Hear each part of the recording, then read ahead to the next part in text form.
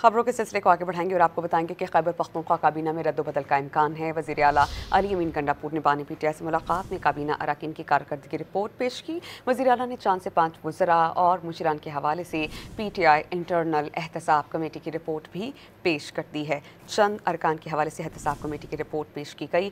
बानी पीटीआई ने तब्दीली का इख्तियार वज़ीर को दिया है।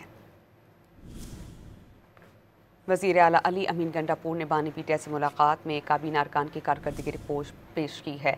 वज़ीर आला ने 4 से 5 वज़रा और मुशीरान के हवाले से पीटीआई इंटरनल एहतसाब कमेटी की रिपोर्ट पेश की। खैबर पख्तूनख्वा काबीना में रद्दोबदल का इम्कान है।